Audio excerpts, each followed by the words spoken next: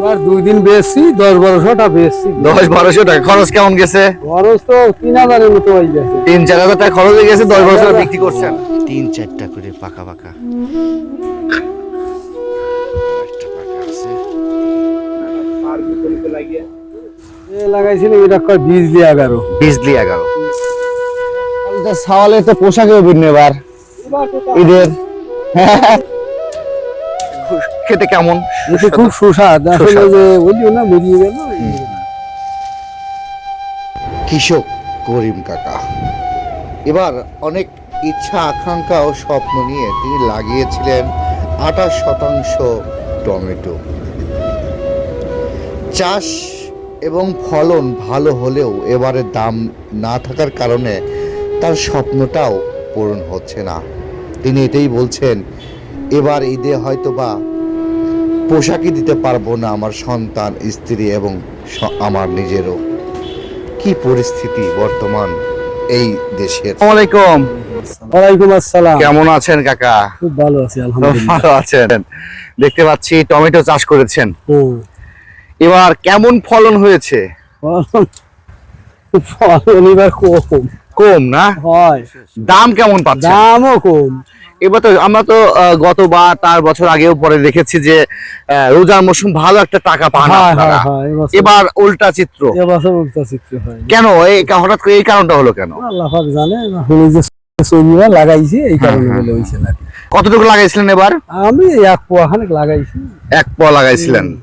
কেমন ফলনটা কেমন হয়েছে? ফলনও তো যে ভালো নয়, মোটামুটি হালকা মাল। কয়বার হারভেস্ট করছেন, তুলছেন কয়বার? তুলছি তো 2 দিন তুলছি আর এই আজকে আইছি। এবার কি একটু ভালো মরিয়ে গেছে গাছ? যে আশায় লাগিয়েছিলেন সেই আশা কি হবে এবার? না হইলো না এবার। হলো না এবার। না হইলো না। Loss project. লস হয়, লস। তাহলে পেঁয়াজেও লস, টমেটো তো লস। এবার লস হয়। এবার লস গেল। কাকা এই কি জাতের টমেটো লাগিয়েছিলেন এবার?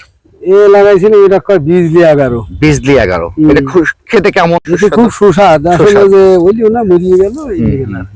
কেমন আসলে মরে গেল বা হলো না, কারণটা কি কি বুঝতেছেন? আবহাওয়া খারাপ। আবহাওয়া খারাপ।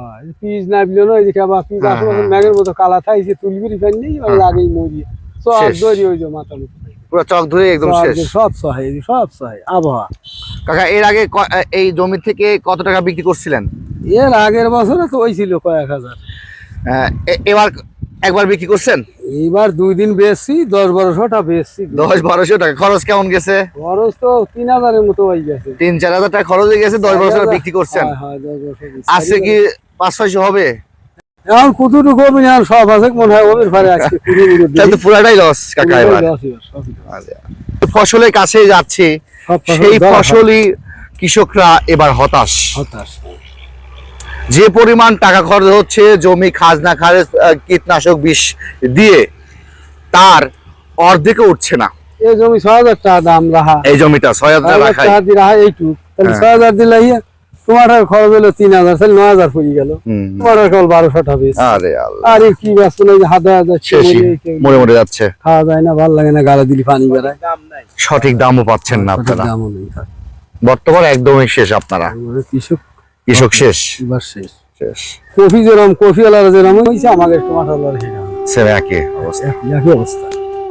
প্রায় কফি আলাদা দেখুন এই অবস্থা।